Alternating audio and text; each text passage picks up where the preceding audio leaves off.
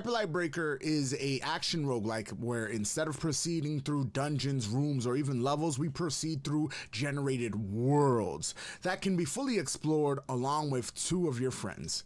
And after playing it for a few hours, two in fact, I can safely say you guys gotta let them cook. It is not ready yet. What up, everybody? Welcome to the channel. I'm your host, Mike Fury, and I make informative videos just like this one. So please hit the subscribe button, hit the notification bell so you don't miss out on any future content. And welcome to Alpha Analysis. This is where I look at early access games, demos, and I want to give you guys a more of a full perspective of my view of the current game. And today we're looking at Hyper Light Breaker from the makers of Hyper Light Drifter and Solar Ash. And coming off of those two titles, you can understand basically where they got their confidence from. They're looking at two successes and now they're like, okay, we basically can't miss. And the third shot, it's almost like if you want to look at what happens in basketball, the hot hand fallacy, where you keep on making shots and then you think your next one's also going to be a hit as well. But they kind of missed the mark on this one. And the reason why I say that is because if this would have appeared in a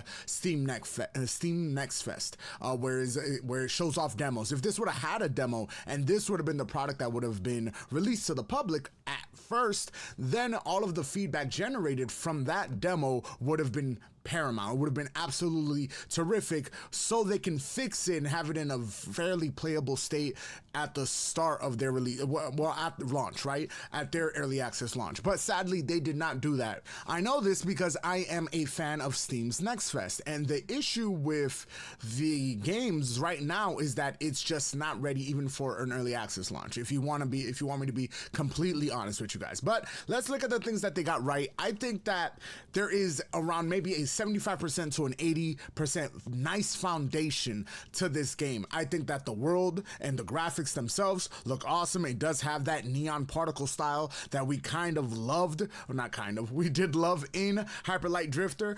I do believe that, again, it's very colorful, very bright, very vibrant, again, like Solar Ash. They have learned how to make this art style work for them, and I appreciate it to a large degree because it's really hard to make a beautiful looking game, and especially with different art style. I also believe that they got the audio correct as well. Granted, no voice acting, there's no narration in the game, and we will talk about that in a bit, but as far as the audio, the fighting, the guns, I think all of those, especially how synthy it is, again, being borrowed from Hyper Light Drifter, Hyper Light Breaker does a really good job from the audio sound side of things. And finally, I think that traversing the worlds, the procedurally generated worlds that you get to play in, are fun. Traversing because it borrows a few elements from, let's say, a Zelda Breath of the Wild, because it was one of the last ones that I had seen it done, where we have a hoverboard, we have a glider, we have certain things that allow us to move fast throughout the world. The dash, you can actually dash vertically, so you can actually get to like a second level, almost like, think about it as a double jump, but you're not really double jumping, but you can dash vertically upwards. So traversing and the movement of the game itself is actually pretty fun. I think they nailed that completely. But here's where we get into the problems, because even though the traversal itself is absolutely great, and I think they nailed it, the game has a litany of just half-baked ideas, starting with the narrative. There is none. It's literally, I'm here in this world. I have no idea what this world is. I have no ideas what the breakers are. I don't know what they're breaking, to be honest. I do not understand where the crowns come into play, where the Abyss King comes into play. I don't understand who are these people. What is this remnants of a civilization? Was there a civilization? Are we just in a simulation? Like, I really don't understand where this world came to be, because the game doesn't tell you. And I guess that's where the issues really lie, like in just asking the question, why, where, what, like just the 5 W's, or even how, like it's just a lot of unanswered questions. So you get into the tutorial, and the tutorial is not really a tutorial, it's also non-existent, and you have little messages that pop up, and you have to read those messages, and that is supposed to be sufficient enough. And I'm here to tell you guys, giving you guys direct feedback, that is not enough. You have to explain a little bit more.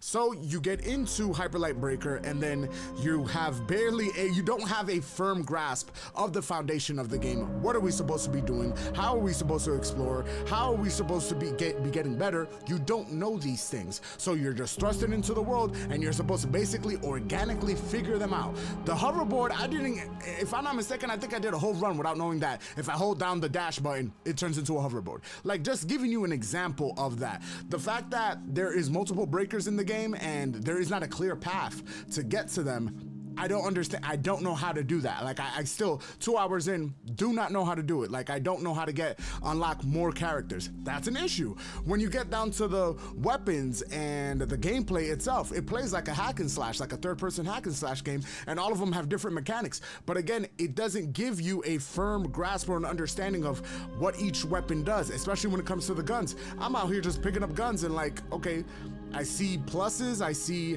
passives, I just don't understand where these passives are coming into play. That is an issue.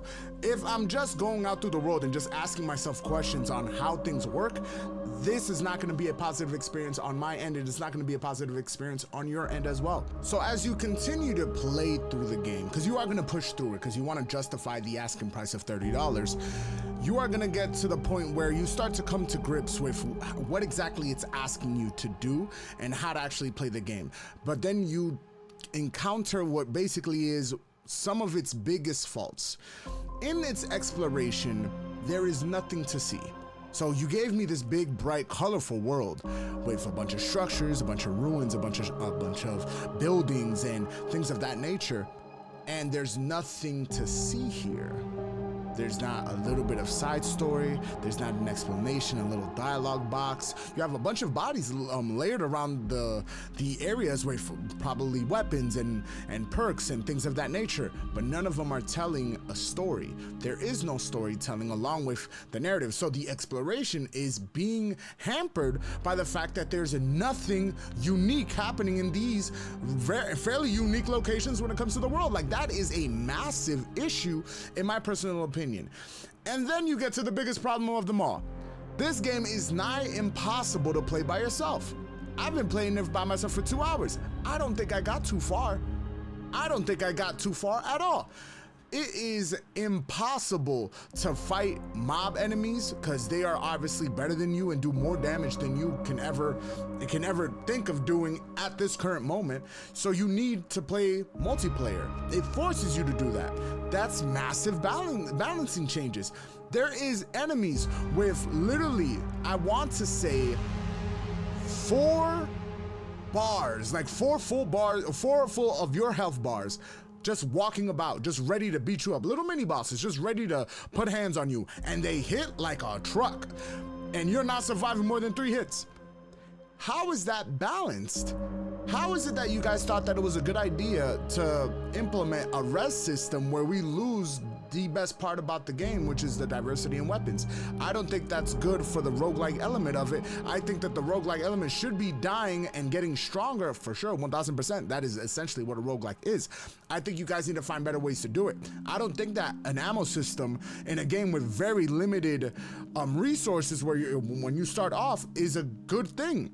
Make it so we can shoot, make it so that our guns have cooldowns for sure, but have us manage cooldowns, not manage ammo as well.